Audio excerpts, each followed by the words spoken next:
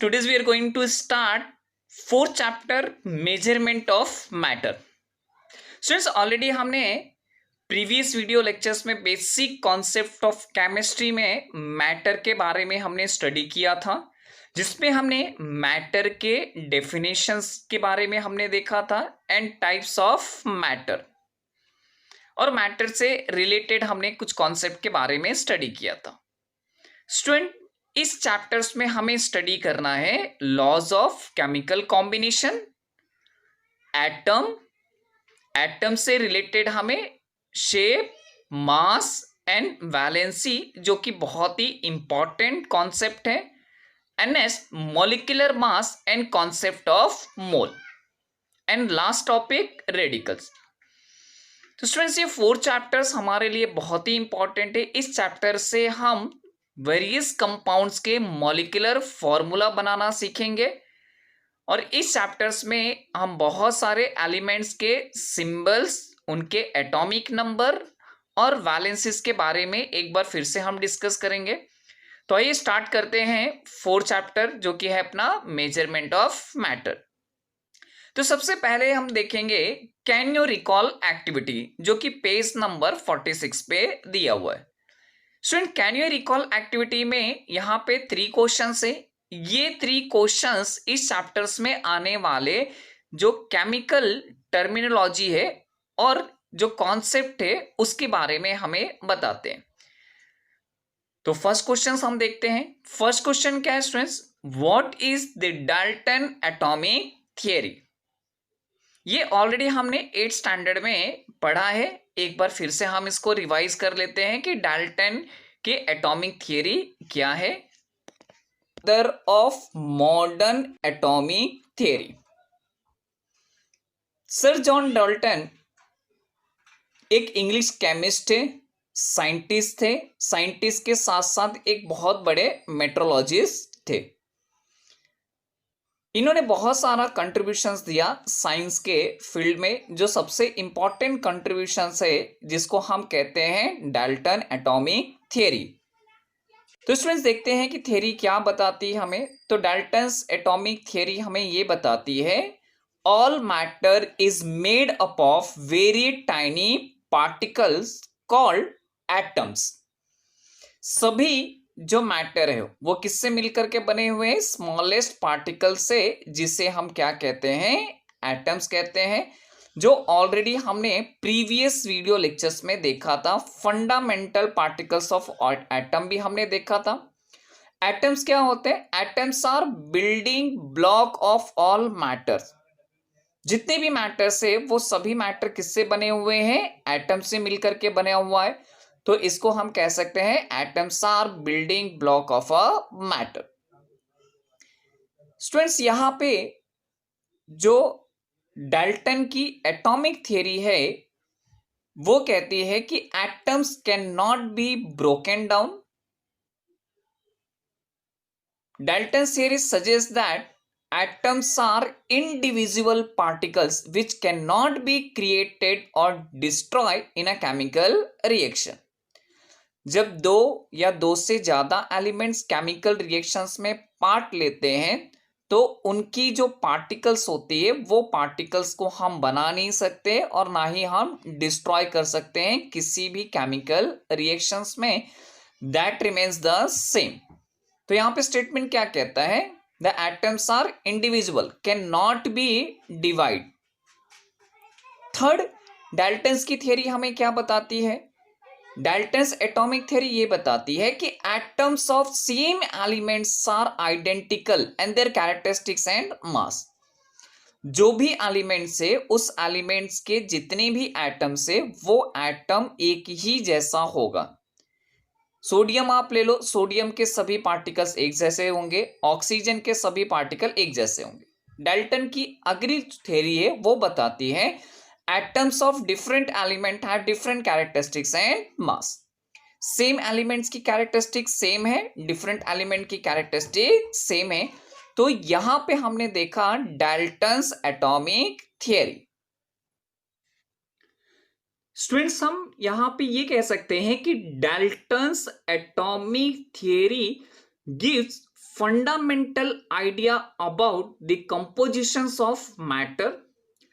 According to theory, matter is made up of very tiny particles, indestructible, indivisible particles, जिसे हमने क्या बोला, atoms बोला। तो यहां पे हमारा फर्स्ट क्वेश्चन कंप्लीट होता है, जो कि क्या था, what is Dalton atomic theory. अब हम सेकेंड क्वेश्चन की तरफ आते हैं। स्टूडेंट, सेकेंड क्वेश्चन क्या है, how are the compound form. Compounds are form when atom of different element combine. जब दो अलग अलग एलिमेंट्स के एटम्स कंबाइन होते हैं तो कंपाउंड फॉर्म होता है। एग्जांपल लेते हैं, वाटर मॉलिक्यूल। वाटर कैसे फॉर्म होता है, hydrogen combine with oxygen. Hydrogen atom जब ऑक्सीजन एटम के साथ कंबाइन होता है तो बनता है वाटर। वाटर क्या है, एक कंपाउंड है। हाइड्रोजन क्या है, एलिमेंट है। ऑक्सीजन क्या है, एलिमेंट है। तो हाइड्रोजन और ऑक्सीजन ये दो एटम है डिफरेंट एलिमेंट के, इससे जो फॉर्म हो रहा है वो है हमारा कंपाउंड। एक दूसरा एग्जांपल लेते हैं, फॉर्मेशन ऑफ सोडियम क्लोराइड। तो स्टूडेंट, सोडियम क्लोराइड किस तरह से बनता है, sodium atoms combine with chlorine atom. Sodium और क्लोराइड जब कंबाइन होता है तो it is giving to the NaCl, sodium chloride, जिसको हम कहते हैं कॉमन सॉल्ट। तो कंपाउंड का डेफिनेशन बहुत ही सिंपल है, compounds are form when atoms of different elements combine. Second question हमने कंप्लीट किया। अब थर्ड क्वेश्चन देखते हैं। थर्ड क्वेश्चन क्या है, what are the molecular formula of salt, slaked lime, water, lime and limestone. Student, जो सॉल्ट है इसे हम कॉमन सॉल्ट भी कहते हैं। इसका जो मॉलिक्यूलर फॉर्मूला है वो है NaCl, called as sodium chloride. Second, slaked lime. Slaked lime का मॉलिक्यूलर फॉर्मूला है CaOH ट्वाइस, जिसको हम कहते हैं कैल्शियम हाइड्रोक्साइड। वाटर का molecular formula H2O, called as a water. Lime, calcium oxide, CaO। Limestone क्या है, कैल्शियम कार्बोनेट, जिसको कहते हैं CaCO3। तो स्टूडेंट्स, हमने यहां पे देखा कि मॉलिक्यूलर फॉर्मूला।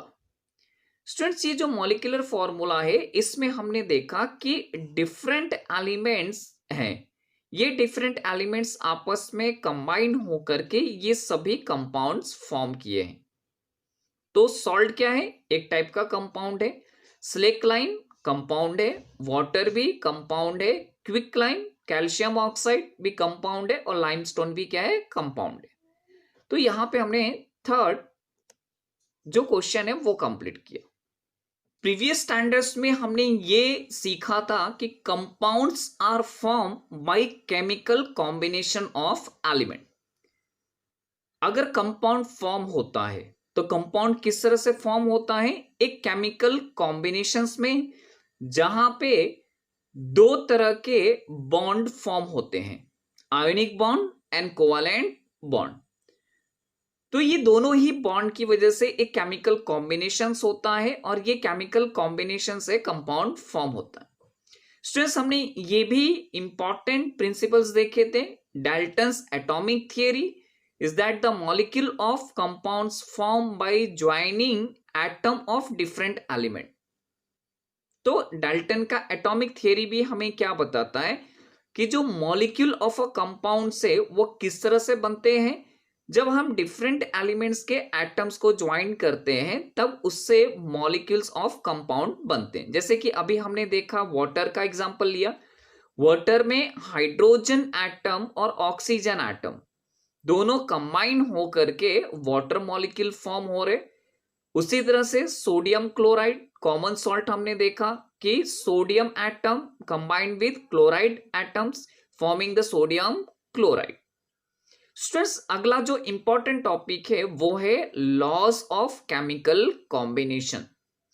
तो लॉज ऑफ केमिकल कॉम्बिनेशंस क्या हमें बताता है that composition of a substance change during a chemical change.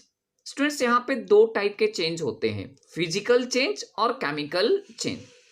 Physical change कहने का मतलब होता है कि किसी भी सब्सटेंस के स्टेट में चेंज होना, फिजिकल स्टेट में, कलर में चेंज होना, ये जो टेम्पररी चेंज होता है उसको हम कहते हैं फिजिकल चेंज।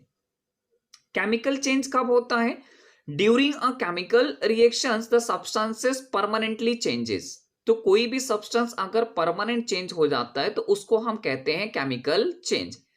तो जो भी सब्सटेंस एक केमिकल चेंज के प्रोसेस में जाता है उसकी प्रॉपर्टी टोटली बदल जाती है। Fundamental experiment in this regard were performed by the scientists in 18th and 19th century। तो 18th और 19th सेंचुरी में इसको लेकर के साइंटिस्ट ने बहुत सारे एक्सपेरिमेंट किए। उन्होंने फिजिकल चेंज और केमिकल चेंज को लेकर के बहुत सारे एक्सपेरिमेंट किए। जब ये उन्होंने एक्सपेरिमेंट किया, they measure accurately the substances used and form. The scientist, कौन कौन से scientist Dalton, Thomson, Rutherford study the structures of substances. तो डाल्टन ने, J Thomson and great scientist Rutherford, इन्होंने हमें जो सब्सटेंस है उसके जो स्मॉलेस्ट पार्टिकल से यानी एटम के स्ट्रक्चर्स के बारे में इंफॉर्मेशंस दिया। After the giving the information of structures of atom, the scientists discovered the laws of chemical combinations। तो after the discovery of structures of atoms or substances, scientists discover laws of chemical combinations। Scientists could write the molecular formula of various compound on the basis of Dalton atomic theory and the laws of chemical combinations। तो यहाँ पे scientist ने बहुत सारे compounds के, बहुत सारे different compound के मॉलिक्यूलर फॉर्मूले लिखे। ये मॉलिक्यूलर फॉर्मूले किस तरह से लिख पाए? ये मॉलिक्यूलर फॉर्मूला लिखा गया with the help of Dalton atomic theory and laws of chemical combinations. तो स्टूडेंट्स यहाँ पे डाल्टन एटॉमिक थियरी और लॉज ऑफ केमिकल कॉम्बिनेशंस बहुत ही इंपॉर्टेंट है to write the molecular formula of a different compound. तो आइए, ये जो केमिकल कॉम्बिनेशन से इसे हम वेरीफाई करते हैं। तो we shall verify the laws of chemical combinations by means of knowing a molecular formula. तो मॉलिक्यूलर फॉर्मूला से हम लॉज ऑफ केमिकल कॉम्बिनेशंस को वेरीफाई कर सकते हैं। तो इसके लिए हम एक्टिविटीज देखते हैं। तो स्टूडेंट्स यहाँ पे हमें ट्राई दिस एक्टिविटी दिया हुआ है। ये एक्टिविटी हम परफॉर्म करते हैं। तो एक्टिविटी में सबसे पहले हमें क्या दिया हुआ है? एपरेटस दिया है कि इस एक्टिविटी को परफॉर्म करने के लिए हमें किस एपरेटस की जरूरत है। The first we take as a conical flask, test tube and balance for weighing. Chemical हम क्या क्या इस्तेमाल कर रहे हैं? कैल्शियम क्लोराइड, जिसका मॉलिक्यूलर फॉर्मूला है CaCl2, sodium sulphate Na2SO4 and calcium oxide, जिसका फॉर्मूला है CaO।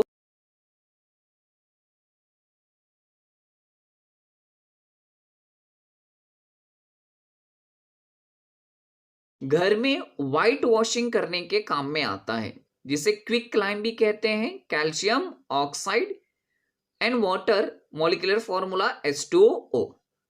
तो स्टूडेंट्स यहाँ पे जो हमारी फर्स्ट एक्टिविटी है, वो फर्स्ट एक्टिविटी क्या बताती है? देखिए, फर्स्ट एक्टिविटी क्या बता रही है?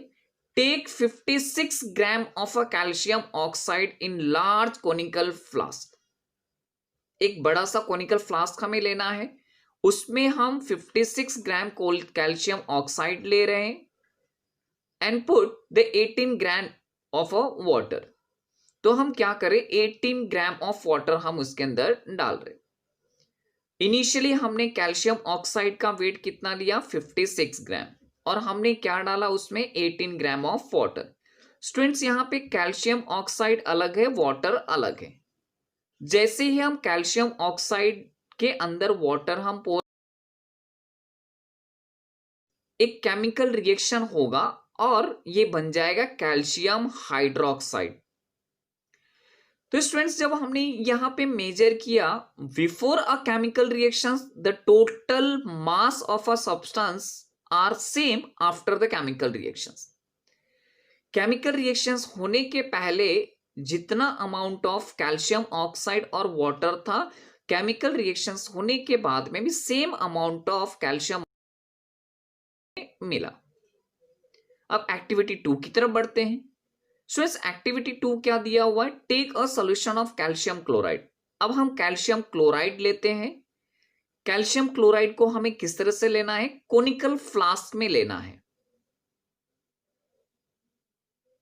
And solution of sodium sulphate in test tube. और जो दूसरा जो हमारा कंपोनेंट कंपाउंड है सोडियम सल्फेट, उसे हम टेस्ट ट्यूब में लेंगे।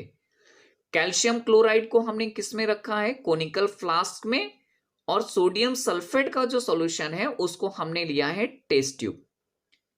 स्टूडेंट्स हम टेस्ट ट्यूब को क्या करते हैं, एक थ्रेड से उसको अच्छी तरह से टाई कर देते हैं और टाई करने के बाद में टेस्ट ट्यूब को हम धीरे से कोनिकल फ्लास्क में इंसर्ट करते हैं और कोनिकल फ्लास्क को हम रबर कॉर्क से सील कर देते हैं। एयर टाइट रबर कॉर्क से हमने सील कर दिया। तो स्टूडेंट्स हमें देखने पे क्या पता चल रहा है कि जो कोनिकल फ्लास्क है उस कोनिकल फ्लास्क में हमने क्या डाला हुआ है, कोनिकल फ्लास्क में हमने डाला हुआ है कैल्शियम क्लोराइड, और जो टेस्ट ट्यूब है उसमें हमने डाला हुआ है सोडियम सल्फेट का सॉल्यूशन। ये दोनों का हम इनिशियली वेट कर लेते हैं। तो वेइंग मशीन में जैसे ही हम बैलेंस मशीन में वे करते हैं उसको नोट डाउन कर देते हैं। उसके बाद में हम कोनिकल फ्लास्क को थोड़ा सा टिल्ट करते हैं, थोड़ा सा उसको टिल्ट करते हैं कि ऐसे पोजीशंस पे लाते हैं कि जो भी टेस्ट ट्यूब का मिक्सचर्स है वो कोनिकल फ्लास्क में इंसर्ट हो जाए, मिक्स हो जाए।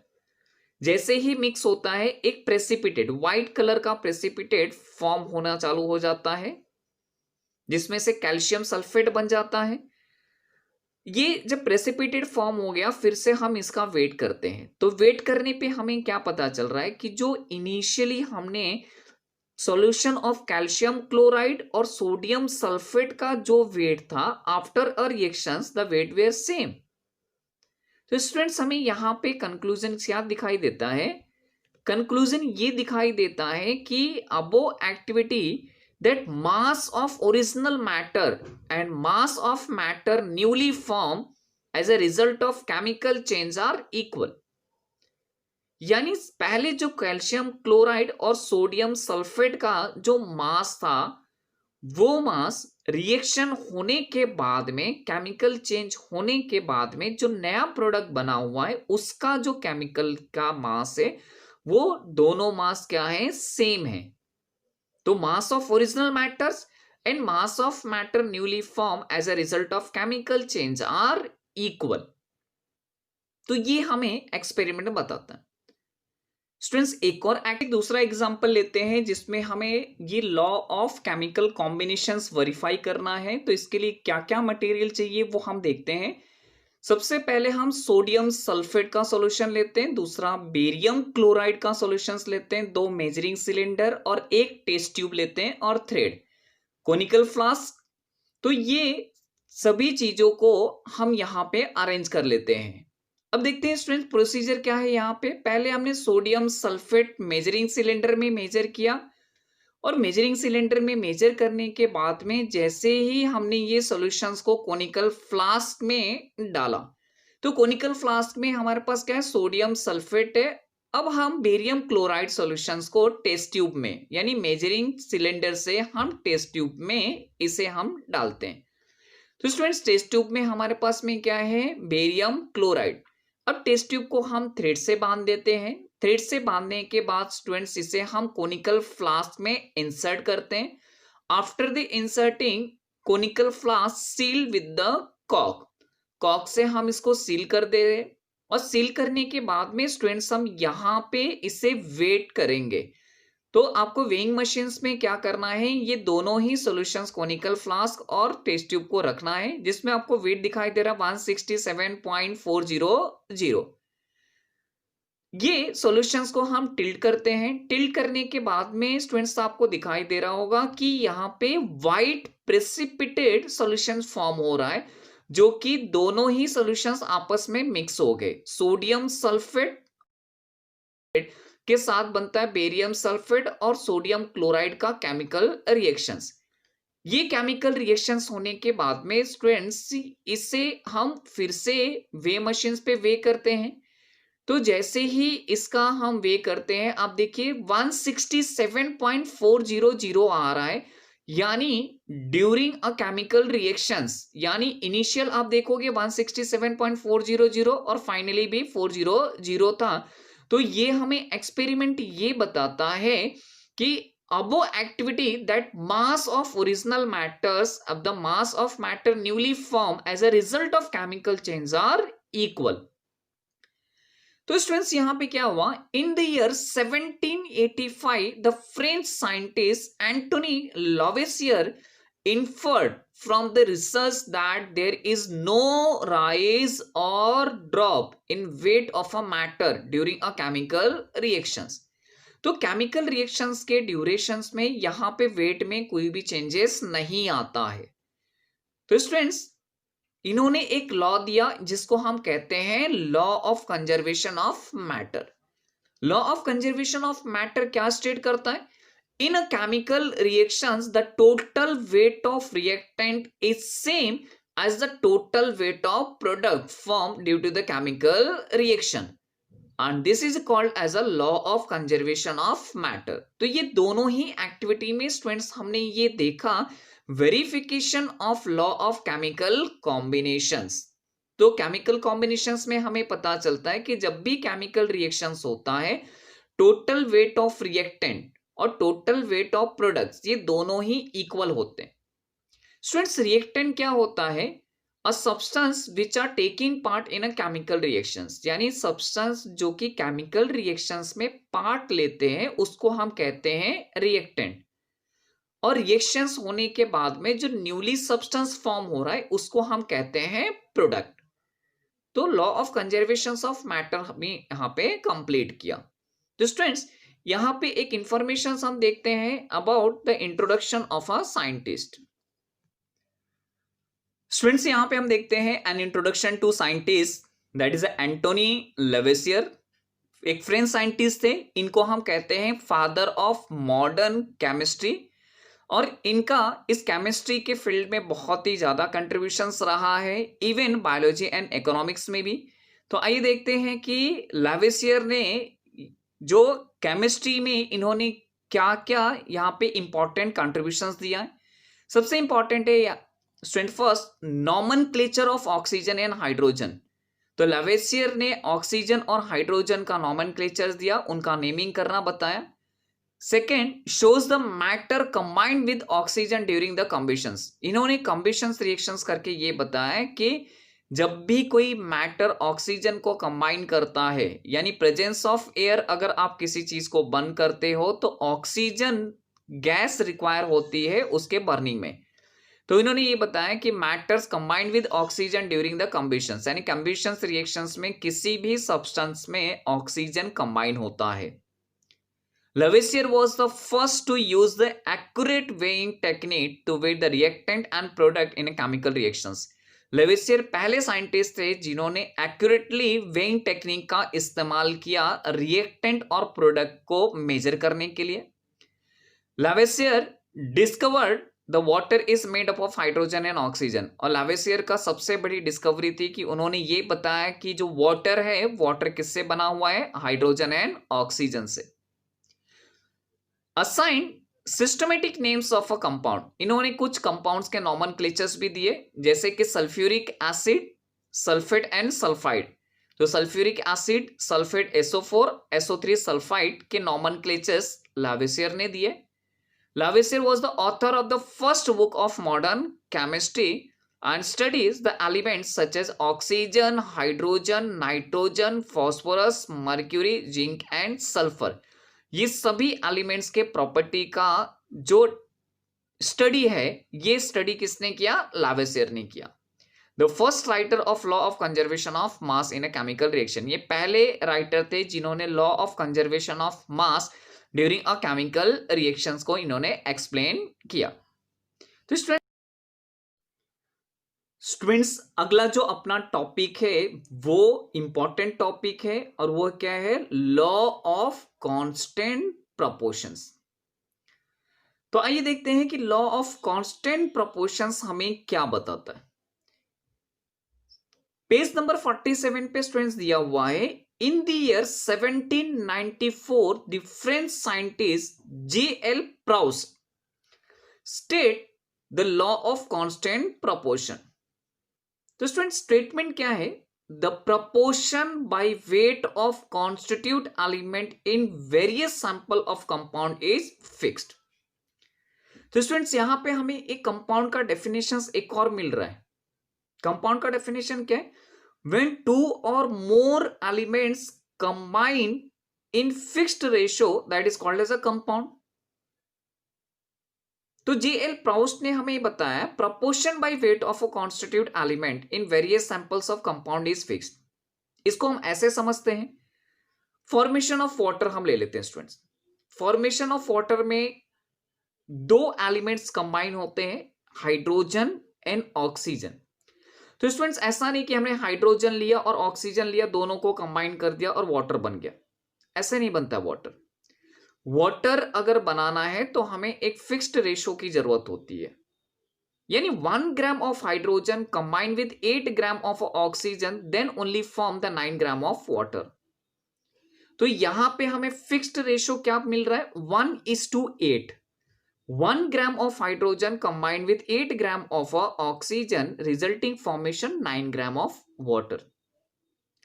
अगर मैंने प्रोपोर्शन चेंज कर दिया, सपोज अगर मैंने 1 ग्राम ऑफ हाइड्रोजन लिया और 16 ग्राम ऑफ ऑक्सीजन लिया, तो स्टूडेंट्स यहां पे जो फॉर्म होगा ये वाटर नहीं बनेगा, ये बन जाएगा हाइड्रोजन पेरोक्साइड। क्या किया हमने यहां पे रेशो चेंज कर दिया। रेशो क्या कर दिया? 1:16 का रेशो कर दिया, यानी 1 gram of hydrogen combined with 16 gram of oxygen resulting formation of different compound that is a hydrogen peroxide, जिसका मॉलिक्यूलर फॉर्मूला होता है स्टूडेंट H2O2। एक और एग्जांपल देखते हैं, फॉर्मेशन ऑफ कार्बन डाइऑक्साइड। देखिए कार्बन डाइऑक्साइड बनने में दो एलिमेंट्स यहां पे इंपॉर्टेंट है, एक कार्बन और दूसरा ऑक्सीजन।